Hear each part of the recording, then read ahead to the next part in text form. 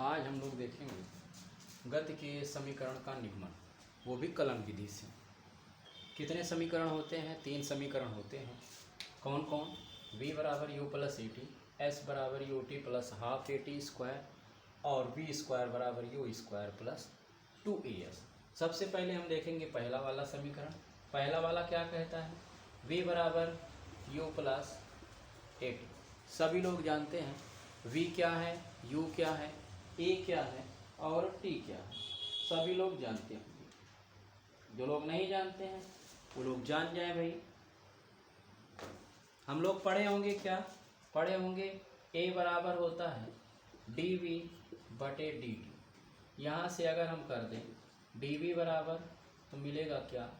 a dt। अब हम लोग क्या करेंगे?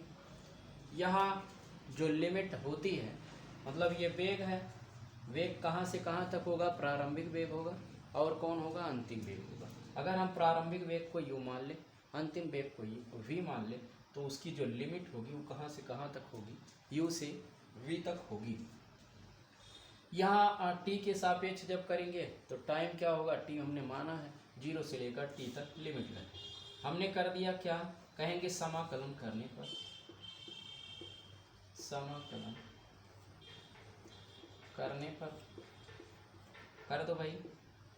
समाकलन करेंगे क्या? u से v तक ये लग जाएगा लिमिट और होगा dv बराबर 0 से t a dt।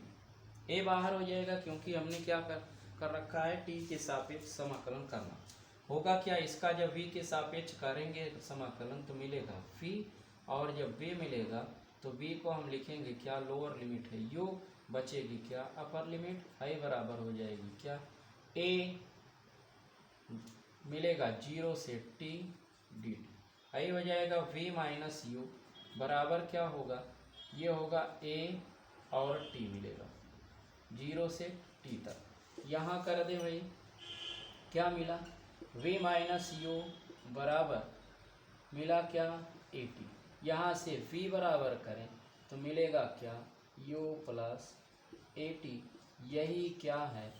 गति का पहला समीकरण है। कौन समीकरण? पहला वाला आया। हमने माना क्या? v बराबर क्या था? u plus a T. हमने मान लिया क्या? पढ़ा है हम लोगों ने, a बराबर होता है dv बटे dt। यहाँ से dv बराबर कर लेंगे तो a dt। समाकलन करेंगे दोनों पक्षों का, क्योंकि वेग है। वेग की लिमिट क्या होगी? u से v होगी और t की लिमिट क्या होगी? 0 से t होगी। यहाँ से u से v माने हमने माना तो क्या हुआ? इसका समाकलन किया। समाकलन करने पर ही मिलता है v मिलता है, और v जब मिलेगा तो इसकी दोनों लिमिट रख देंगे। दोनों लिमिट रखेंगे तो क्या होगा? v माइनस यू होगा बराबर किसके है? ए टी के। यहाँ से v बराबर क्या मिला? u पर ए टी। ये क्या है? पहला समीकरण है।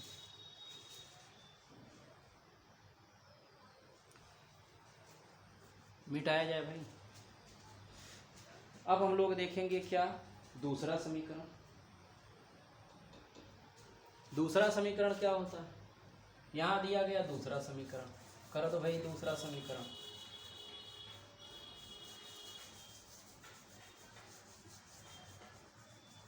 दूसरा समीकरण दिया गया क्या? s बराबर u t plus half a t square. हम मानेंगे क्या? कहेंगे दूसरा समीकरण s बराबर u t plus half a t square. सभी लोग जानते हैं, सभी लोग जानते हैं v बराबर क्या होता है? v बराबर होता है ds बटे dt। यहाँ से अगर हम कर दें क्या? ds बराबर तो होगा क्या? v into D T.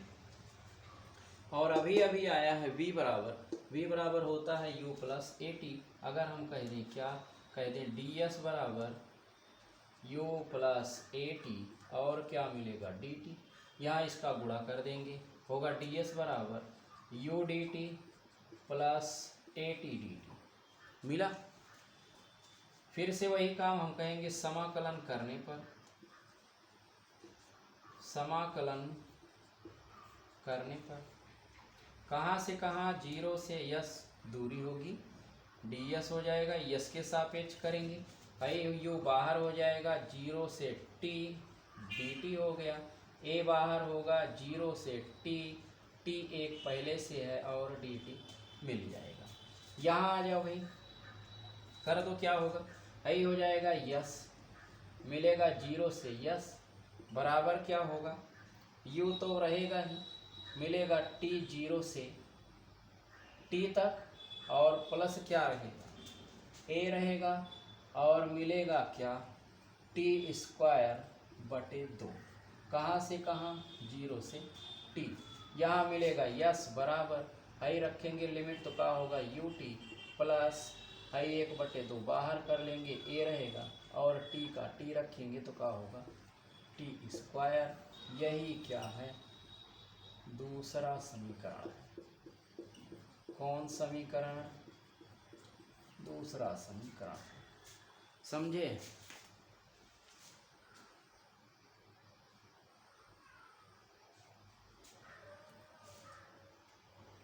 अब हम लोग पढ़ेंगे क्या, तीसरा समीकरण। तीसरा समीकरण क्या होता है, जैसे पहले वाला हुआ था, a बराबर क्या, dv बटे dt, हो गया भाई।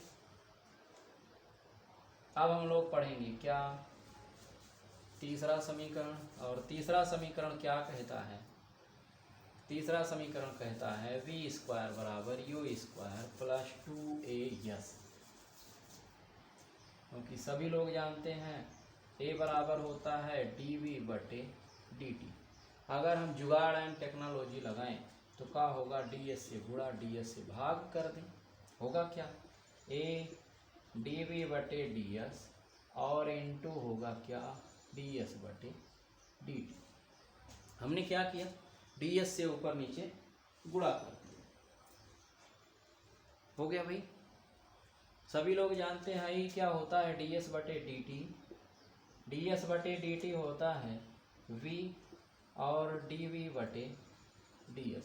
आई ds को हम यहाँ कर देंगे, क्या होगा, a ds बराबर v dv, और सही कर दो, क्या होगा भाई, यहाँ से समाकलन करेंगे, समाकलन फिर से वही कर दो, करना क्या है, आई करेंगे तो क्या होगा, a बाहर होगा 0 से यस और ds बराबर क्या होगा, u से v, u से v, v dv। आगे कर दो भाई, यहाँ यहाँ कर दो, ये करेंगे तो क्या होगा, ये होगा as आई बराबर होगा v स्क्वायर बाई 2 और कहाँ से कहाँ u से v तक, आई 2 यहाँ आ जाएगा 2as बराबर क्या होगा, v square minus u square, होगा, होगा भाई। यहाँ से हम कर देंगे क्या, मिलेगा v स्क्वायर बराबर u स्क्वायर प्लस 2as, पक्षांतर करेंगे, यस इधर आ जाएगा, क्या मिलेगा, यही क्या है, तीसरा समीकरण है। हमें आशा है कि समझ में आया होगा। यही क्या है, कलन विधि से तीनों समीकरणों का निगमन।